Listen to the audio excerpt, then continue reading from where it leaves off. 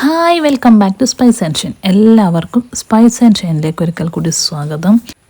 ഞാൻ ചെറിയൊരു പായസം ഉണ്ടാക്കാമെന്ന് കരുതി കിച്ചണിലെത്തിയതാണ്. അപ്പോൾ വൈകുന്നേരം സ്കൂളൊക്കെ വിട്ട് വരുന്ന മക്കൾ ഇപ്പം എത്തും. ഏകദേശം 3:45 4:20 ആകുമ്പോഴേക്കും അവരെത്തും. അപ്പോൾ അവരെത്തുന്നതിൻ്റെ മുന്നേ നല്ല അടിപൊളിയായിട്ടൊരു ഹെൽത്തി ആയിട്ടുള്ളൊരു പായസം റെഡിയാക്കാമെന്ന് കരുതി. രാഗി, ശർക്കര, തേങ്ങ, പിന്നെ ഒരു പാക്ക് പാലും ഇത്രയും ചേർത്തിട്ട്, അതായത് തേങ്ങാപ്പാലല്ല, തേങ്ങ ഓൾറെഡി ചിരവിയത് ചേർത്തിട്ട് പാല് ചേർത്തിട്ടുള്ള ഒരു സിമ്പിളായിട്ടുള്ള ഒരു പായസം.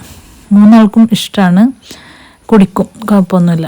അപ്പോൾ അതാണ് ഇത്ര ധൈര്യത്തിൽ ഉണ്ടാക്കാമെന്ന് വിചാരിച്ചത്. ഒരാൾക്ക് ഇഷ്ടമല്ല എന്നുണ്ടെങ്കിൽ ഉണ്ടാക്കുന്നത് ഭയങ്കര റിസ്ക്കാണ്. പിന്നെ അയാൾക്ക് വേറെ എന്തെങ്കിലും ഒന്നും ഉണ്ടാക്കേണ്ടി വരും. ഉണ്ടാക്കുന്നത് മറ്റവർക്ക് കിട്ടിയില്ല എന്നുള്ള പരാതിയാവും. അപ്പോൾ അത് വേണ്ടല്ലോ. 3 ആൾക്കും ഇഷ്ടപ്പെടുന്ന ഒരേ ഒരു സംഭവം അതെന്താണോ അതാണ് ഞാൻ മാക്സിമം ട്രൈ ചെയ്യൽ. മിക്കവാറും എനിക്ക് സംഭവിക്കൽ രാവിലേക്കാണ്. രാവിലത്തെ കടികൾ ഒരാൾക്ക് ഒന്നിഷ്ടം, ഒരാൾക്ക് വേറെ ഒന്നിഷ്ടം.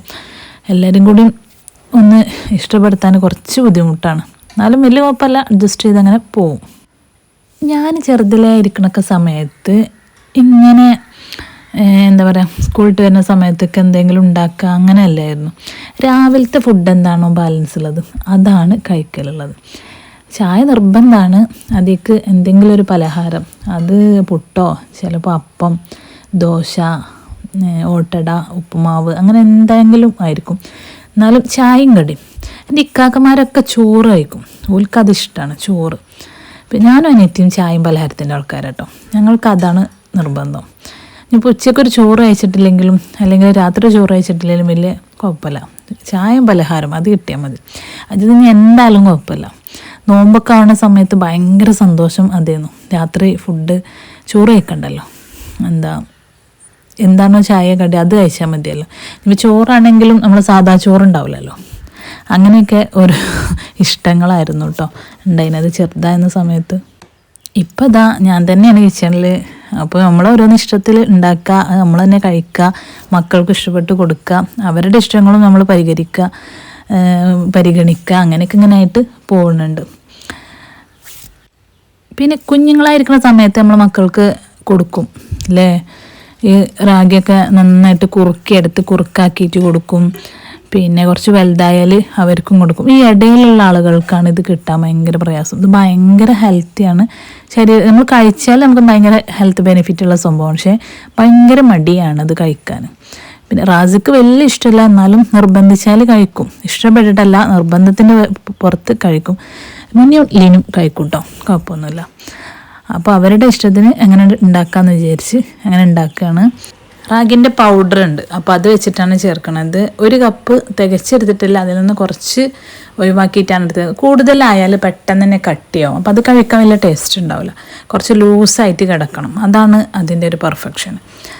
പുറത്ത് നല്ല വെയിലുണ്ട് കിട്ടുന്നത്. അപ്പോൾ എന്താ, 1 പാക്ക് പാല് ചേർത്ത് കുറച്ച് വെള്ളം ഒഴിച്ചിട്ട് ലൂസാക്കിയിട്ടൊന്ന് കലക്കിയെടുത്തിട്ടുണ്ട്. ഒന്ന് ചൂടായി വരുമ്പോൾ തന്നെ 2 അച്ച് ശർക്കര നന്നായിട്ടൊന്ന് അലിയിപ്പിച്ചെടുത്തിട്ട് അതും ചേർത്തു. അതിലെന്തെങ്കിലും മാലിന്യം ഉണ്ടാവും, അപ്പോൾ അതിന് വേണ്ടിയിട്ടാണ് നമ്മൾ അരിച്ച് ഒഴിച്ചു കൊടുക്കുന്നത്. അങ്ങനെ ഇട്ടാൽ എന്തായാലും ഒരു ചെറിയൊരു കല്ല് പെട്ടാൽ മതി, അത് നമ്മളുടെ പല്ല് എടുത്താൽ അത് മാത്രം മതി. പിന്നെ ആ മധുരമൊക്കെ ഒന്ന് ബാലൻസ് ചെയ്യാൻ കുറച്ച് ഉപ്പും കൂടി ചേർത്ത് കൊടുക്കുക. കുറേ ഒന്നും വേണ്ട കേട്ടോ, ഒരു പിഞ്ചുപ്പ് അതുകൊണ്ട് ചേർത്തിട്ട് നന്നായിട്ട് മിക്സ് ചെയ്യുക. ഇങ്ങനെ മിക്സ് ചെയ്യുമ്പോൾ കൈ വിടാതെ മിക്സ് ചെയ്യണം. ഒന്ന് ഒന്ന് ചൂടായി വന്നാൽ തന്നെ കൈ വിടാതെ മിക്സ് ചെയ്യുക. പിന്നെ ലോ ഫ്ലെയിമിലാക്കിയിട്ട് ഞാൻ തേങ്ങ ചെരുവിയതും ചേർത്ത് കൊടുക്കുന്നുണ്ട്.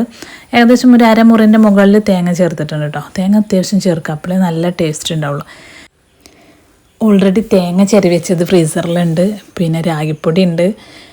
അതൊക്കെ ഉള്ളതുകൊണ്ടാണ് വന്നിട്ട് പെട്ടെന്ന് തന്നെ ഇങ്ങനെ ചെയ്തെടുക്കാനൊരു ഇൻട്രസ്റ്റ് ഉള്ളത്.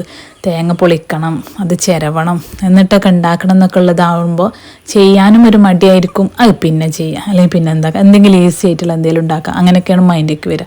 അപ്പോൾ ഓൾറെഡി ഇതൊക്കെ ഉള്ളതുകൊണ്ടാണ് ഒരു സമാധാനത്തിൽ വന്ന് പെട്ടെന്ന് തന്നെ ചെയ്തെടുക്കണത് കേട്ടോ. ഞാൻ തേങ്ങ ചിരവി ഫ്രീസറിൽ വെക്കലാണ് കേട്ടോ പതിവ്. അത് കഴിയാനാവുമ്പോൾ പെട്ടെന്ന് തന്നെ പോയിട്ട് ഒരു 4 5 പൊളിച്ചിട്ട് നേരെ ചിരവി ഫ്രീസറിൽ വെക്കും. അതെനിക്ക് ഭയങ്കര ഹെൽപ്ഫുള്ളായിട്ട് തോന്നിയിട്ടുണ്ട് കേട്ടോ. അങ്ങനെ ഇന്നത്തെ വീഡിയോ ഇവിടെ വൈൻഡപ്പ് ചെയ്യാണ്. നമ്മളിങ്ങനെ ഒരു ജോലി ചെയ്താൽ ഒരുപാട് നമുക്ക് എടുത്തു വെക്കാണ്ടാവുമല്ലോ, കഴുകാനും എടുത്തു വെക്കാനും ഒക്കെ ഉള്ളത്. അതൊക്കെ പെട്ടെന്ന് തന്നെ ചെയ്തെടുക്കുകയാണ്. നിങ്ങൾ ആദ്യമായിട്ടാണ് കാണുന്നതെന്നുണ്ടെങ്കിൽ ഒന്ന് സബ്സ്ക്രൈബ് ചെയ്യുക. നിങ്ങൾക്ക് ഇഷ്ടപ്പെട്ടാൽ ഒന്ന് ലൈക്ക് ലൈക്ക് കൂടി ചെയ്യുക.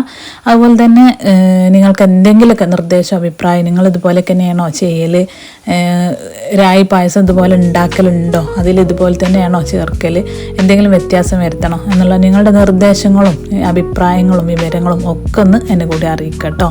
മറ്റൊരു വീഡിയോയിൽ നമുക്ക് വീണ്ടും കാണാം.